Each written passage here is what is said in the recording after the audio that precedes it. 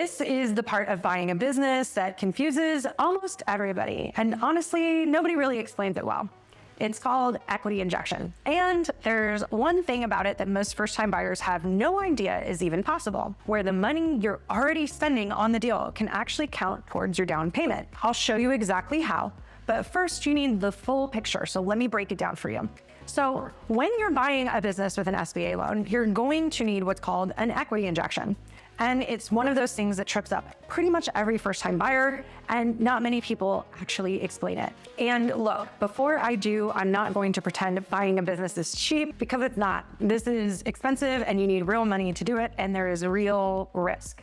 But once you understand how the equity injection actually works, you can be a lot smarter about the money you're going to spend anyway. Okay, so first, let's talk about how the SBA loan program even works. The SBA gives the bank a guarantee on business acquisition loans. They will cover up to 75% of the loan if you default, so long as the bank followed the 100-page standard operating procedure. So that means the bank can lend to a first-time buyer like you and still has pretty limited exposure.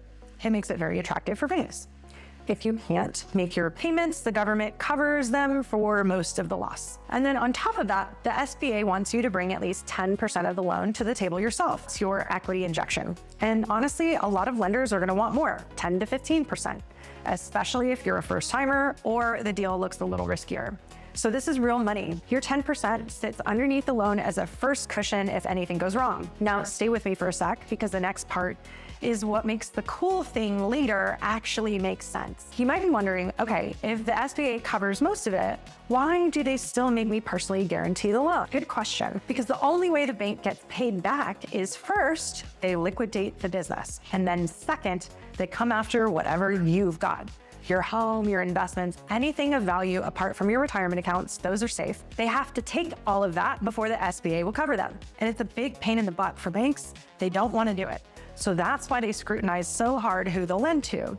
They want to pick people they'll never have to do that with. The SBA loan program is honestly one of the many reasons I love America. Nowhere else in the world can you, with no business ownership experience and limited capital, go out and buy a whole business on a 10-year loan with this little down. Okay, so now here's where most people get tripped up. That 10% isn't just on the price of the business. It's on the whole loan value. And the loan value includes a bunch of stuff people forget about, because just like buying a house, there's all these extra costs. Your legal, a quality of earnings report, title searches, insurance, advisory fees, the lender's fees, the SBA's own guarantee fee. And all of that is another 5 to 10% on top. So a $2 million business isn't really a $2 million deal. By the time you add it all in, it's more like a $2.2 million deal. And a lot of those costs you're paying before you even close.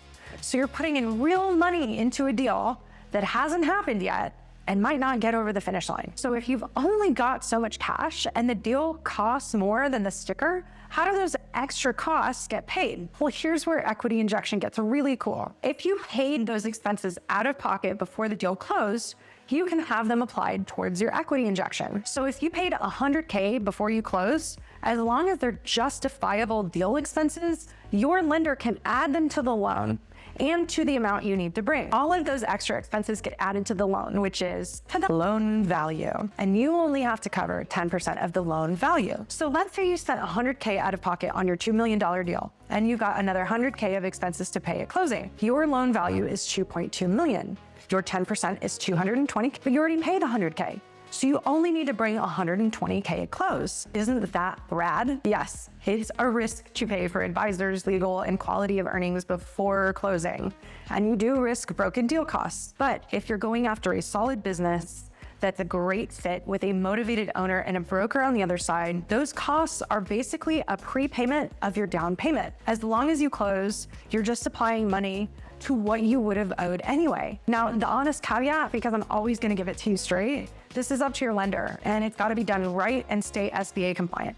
Not every bank does it, but it's happening. It changes the math. And here's the other thing. Lenders love seeing a real team behind you, a solid legal team, a quality of earnings report, advisors who know these deals. First-time buyers are a risk and, frankly, a headache for them.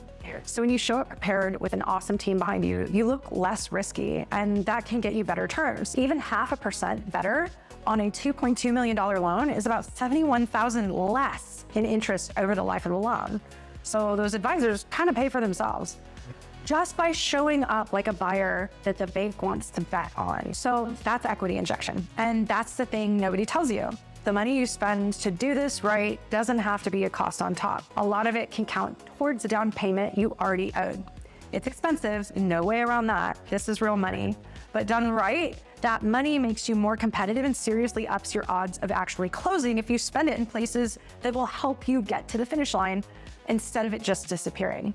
So if that finally made the equity injection makes sense, go ahead and subscribe, because I break down the parts of buying a business that nobody really explains until you're already too far down the process. And if you're serious about buying and want to know how this works for your situation, there's a link below, no pressure. It's just there when you're ready.